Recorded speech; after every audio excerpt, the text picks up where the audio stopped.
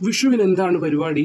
കണി കാണും, കൈനീട്ടം വാങ്ങും. പിന്നെയോ, വിഷുവിന്റെ ഐശ്വര്യം ഒരു വർഷം മുഴുവൻ നിങ്ങൾക്ക് നിൽക്കണമെന്നുണ്ടോ? എങ്കിൽ കണി കാണുന്ന നിമിഷം മുതൽ ചില കാര്യങ്ങൾ നിർബന്ധമായും ശ്രദ്ധിക്കണം. എന്തൊക്കെയാണ് അവയെന്ന് നമുക്ക് നോക്കാം. നമസ്കാരം, ഏവർക്കും സ്വാഗതം. ഒന്നാമതായി, കണി കാണുന്ന രീതിയാണ്. അതായത് ഉണർന്ന ഉടനെ തന്നെ കണ്ണ് തുറക്കരുത്. മുതിർന്നവർ കണ്ണ് പൊത്തി നിങ്ങളെ കണിക്ക് മുന്നിലേക്ക് കൊണ്ടുവരികയാണ് വേണ്ടത്. ആദ്യം കാണുന്നത് കണി മാത്രമാകണം. കണി കണ്ട ഉടനെ കൈകൂപ്പി പ്രാർത്ഥിക്കണം. ഭഗവാനെ മനസ്സിൽ കണ്ട് നന്മകൾ വരണേ എന്ന് ഹൃദയം തുറന്ന് പ്രാർത്ഥിക്കുകയാണ്. ഇനി രണ്ടാമത്തെ കാര്യമാണ് കൈനീട്ടം വാങ്ങൽ. കണി കണ്ട ശേഷം ഗൃഹനാഥനോ അതല്ലെങ്കിൽ മുതിർന്നവരോ കൈനീട്ടം നിങ്ങൾക്ക് നൽകും. വെറ്റില, പാക്ക്, നാണയം ഇവ ചേർത്ത് നൽകുന്നതാണ് ഏറ്റവും ഉത്തമമായിട്ടുള്ളത്.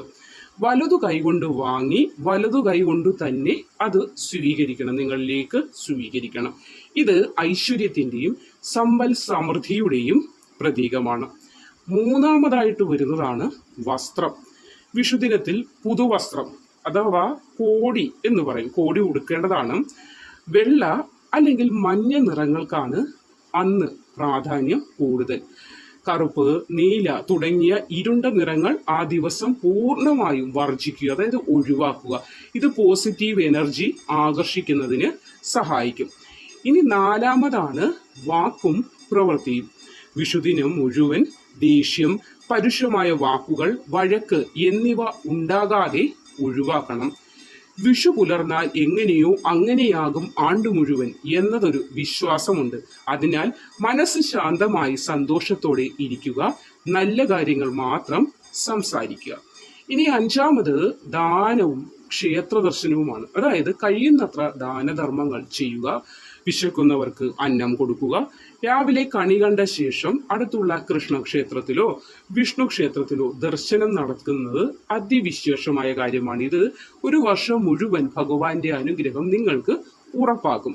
ഇനി ആറാമത്തെ കാര്യമാണ് ഭക്ഷണം, അതായത് സദ്യ.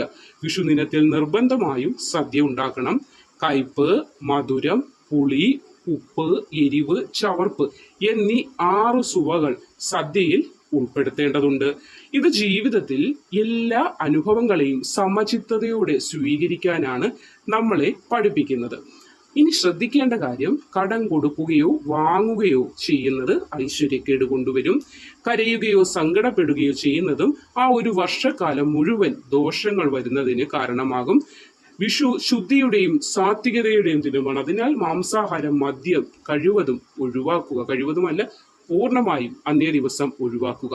അപ്പോൾ വിഷുക്കണി എന്ന് പറയുന്നത് ഒരു ദിവസത്തെ ഒരു ചടങ്ങല്ല.